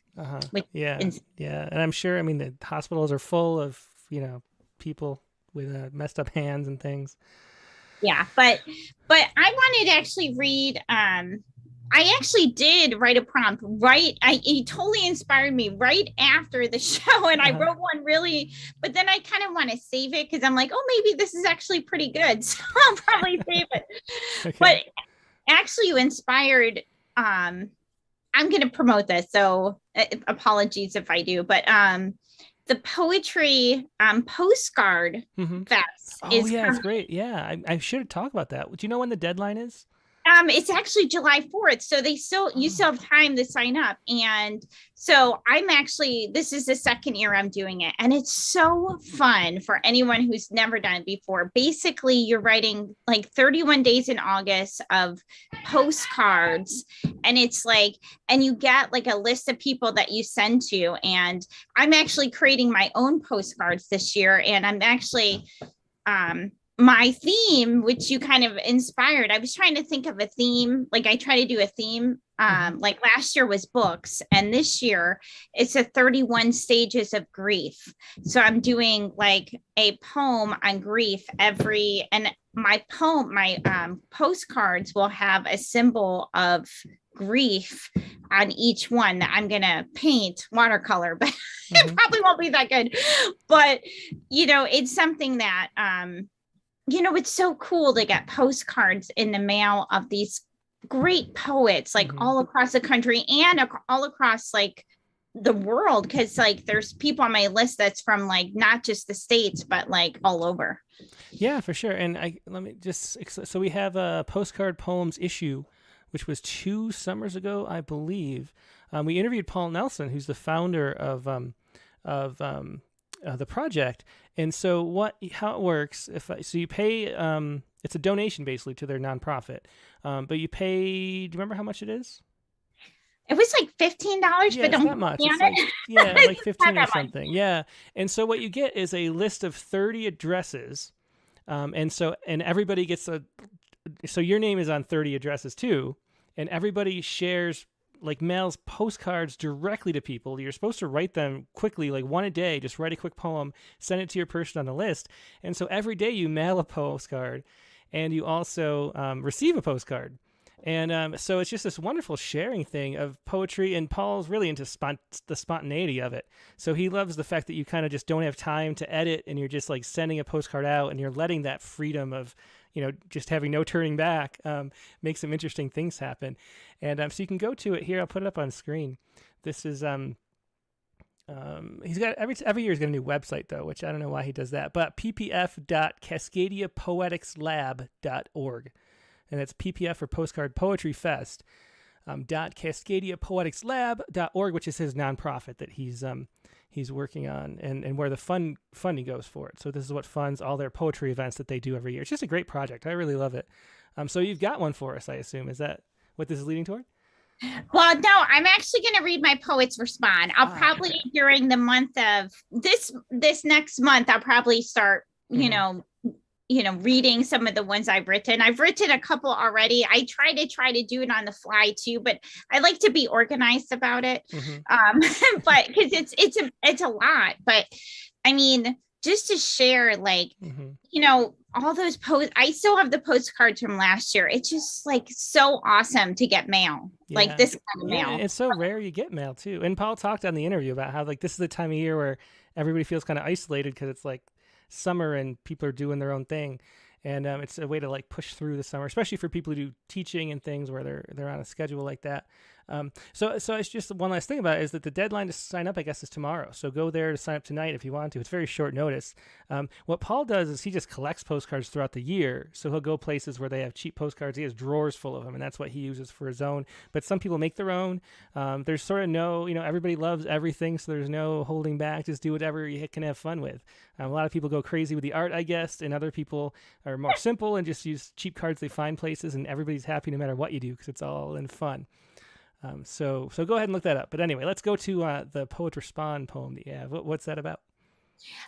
It's just, we are halfway through. I just, it feels like so much has happened this year. Like last week, I was like so happy, but like, I'm so like back and forth, like lately, like I'm happy the one week and then I'm not happy. Like, I'm trying to, it's funny, like, when we talked about like the poem that you guys are going to publish, and it was based off a Poets Respond poem because I was thinking about, like, I read a story about someone who lived 115 and I was like, oh, it'd be nice if someone I know that I wrote about like lived that long. And then, but it's, it's just kind of like there's so much has happened this year. And someone told me like, hey, it's already halfway through the year. I'm like, really? It feels like it's just crazy. So I feel like this poem is like kind of more of a metaphor, honestly, when I wrote it, because this like what it's about, but it's just something that I was thinking about this week that, oh my gosh, it's July 1st and we're already halfway through the year, but it's just like so much going on personally, but also just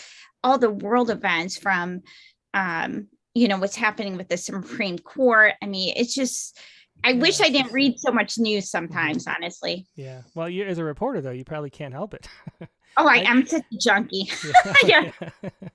Yeah. Well, I just go into my, little cave and read poems. And on Saturday, I get really depressed. But the rest of the week, I only have a half awareness of what's going on. But anyway, let's do this. So we are halfway through. And by the way, I'm going to preface this as everyone else's poems were great. Like, and this is not as good as everyone else's. Oh, don't say that. Okay. As the storm settles in, I sit down with a pen and think about the duck in its plastic yellow slicker who is holding the cracked measuring cup for rain. I remember the boiled apple slices in a crunchy cinnamon and sugar dough that is sitting on the table for a canceled holiday picnic where there's wet sparklers. The duck fell on its side. His umbrella is inside out. The wind is whipping trees and whistling a defiant tune. Yeah, that is excellent extended metaphor for the emotions that are, going up and down constantly. Yeah, I guess great. Thanks for sharing that, Angela. I mean, it lives up for sure to the other great poems. A great series of open mic poems. So thanks, Angela. Thank you. Have a good 4th. Yep, you too. Yeah, take care. Thanks. And stay safe. Duck. I can hear him in the background. I don't think anybody at home's got sensitive enough microphone, but I can. Yeah, it's really bad. All right. Have a great day. Bye. Bye. There's Angela Gartner with We Are Halfway Through. And here's Bev Wendell Atherstone. Hi, Tim. How are you? I'm so glad we could get you because I booted you off last week. I realized when Caitlin, I don't know if you were here when Caitlin was explaining about the block people who don't have their camera on.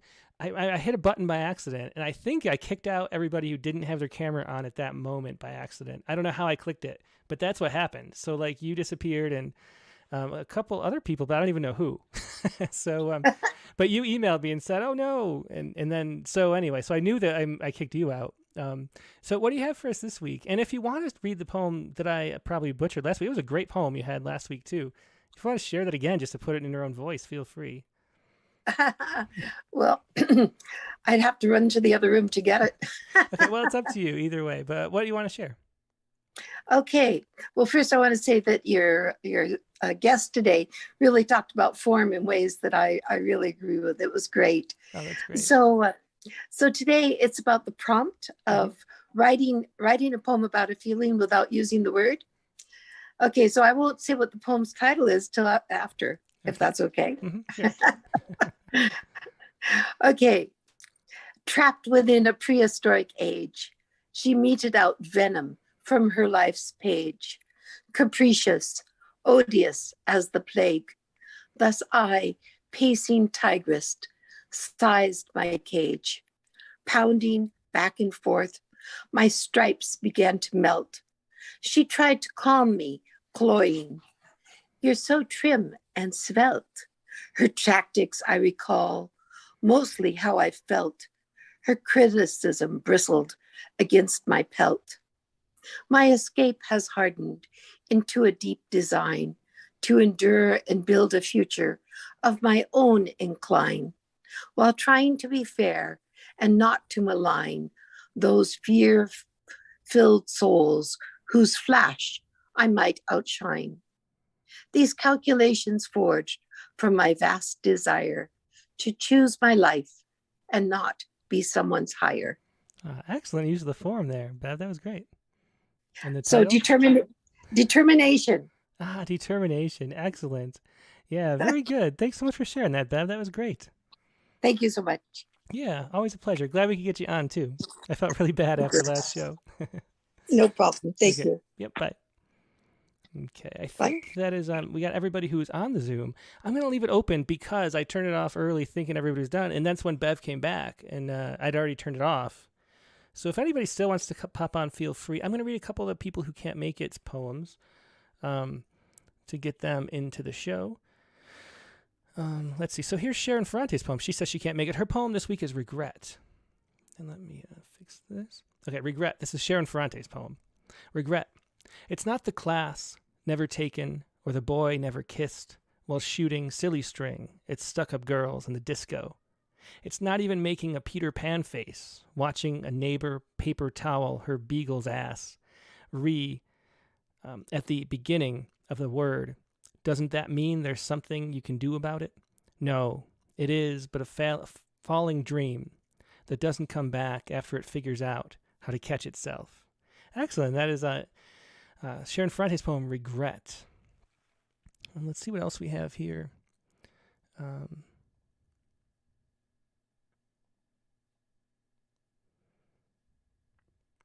Let me see. So here's Ted Guevara's abstraction poem. And as usual, Ted includes a photograph. And his title is Silliness. He says, I played off Anne Sexton's poem Courage, where she mentions later a few times. And he's got this this photo of somebody, if you can see it here, somebody vacuuming a grass lawn, which is actually funny because a friend of mine has an artificial lawn and actually vacuums it. And he was telling me about how people make fun of him. But it's true. You might as well vacuum up the pine needles with a vacuum cleaner if you got a fake lawn. But this is a woman vacuuming her real grass lawn as two chickens watch on, bemused, I assume. Okay. And here's Ted Guevara's poem, Silliness. There's always a halt for silliness in moments. Even if you don't realize it as a child, it was always there, like G.I. Joe's Nerf bullets or Sabrina's Corvette, hand pushed to that pink bungalow in Malibu. At bedtime, it's still there, no later to it. It's tucked in with you. In adolescence, it bobs up like fat apples.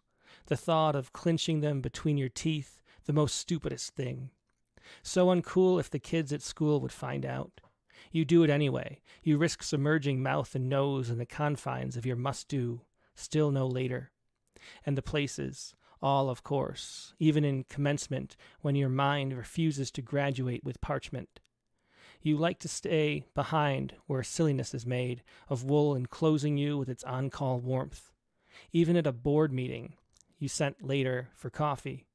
What good is she to just sit around in front of you, fiddling her fingers like with a rare violin? You don't play. The music that carried you all this time fits your sway, your destiny. At your passing, you doubt if later would get in the coffin with you. Silliness would have dibs on the velvet. That's great. Thanks so much for sharing that, Ted. Always a pleasure sharing your poems. Yeah, here is Nivedita, who unfortunately, let's see. Yeah, so unfortunately, Nivi can't get to the show, but it's great to hear. Sorry for the change. That was one of the things I felt bad about, is that Nivi is a regular, and hopefully we can get some morning shows in again, and so that she can join us, because in India she's getting ready for work at this time. This is Nivi's poem, Joy. Joy.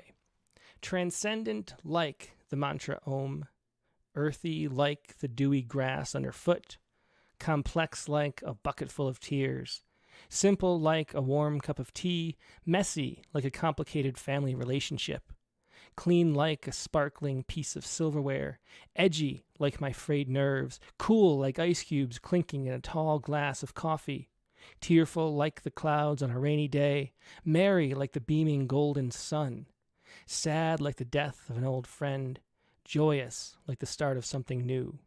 And again, that's Nivedita Karthik. You can find more at Nivy's World. That's NIVYSWORLD.com.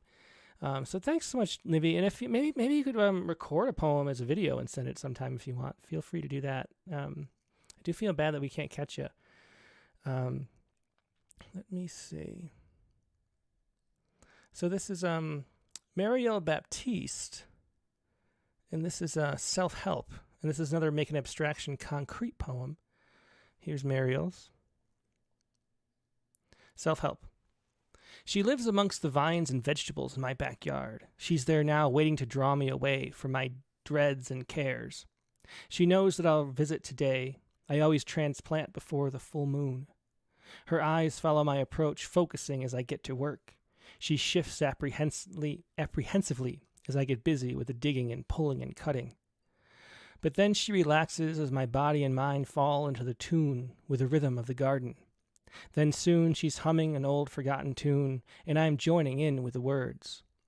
It is in these quiet times that I get to know her. She is elated when my eye catches glimpse of a butterfly. She gets overwhelmed with gratitude. She doesn't mind the stinging nettle. She withdraws whenever I start up the weed whacker. I only summon her up when I have an impossible job to do. But still, I like when she shows up unexpectedly, and we complete the little tasks together.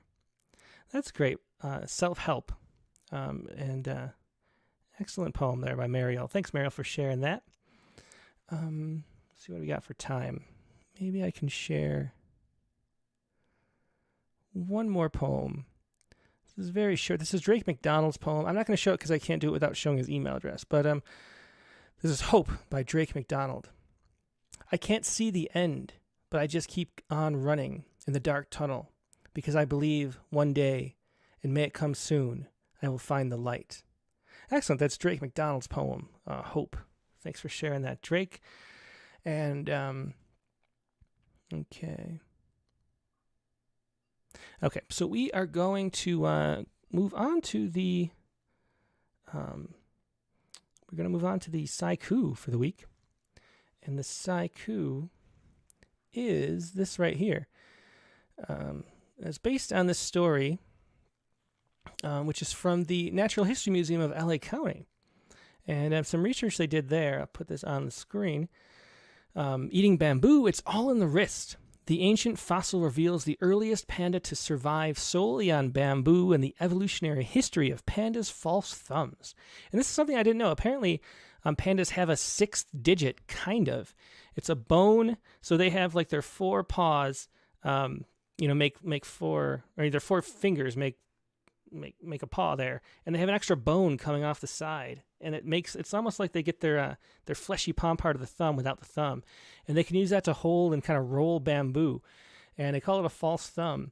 And they discovered in this article, in this research looking back at the fossil record, that the earliest pandas had these false thumbs 7 million years ago, and they were actually longer than they are now.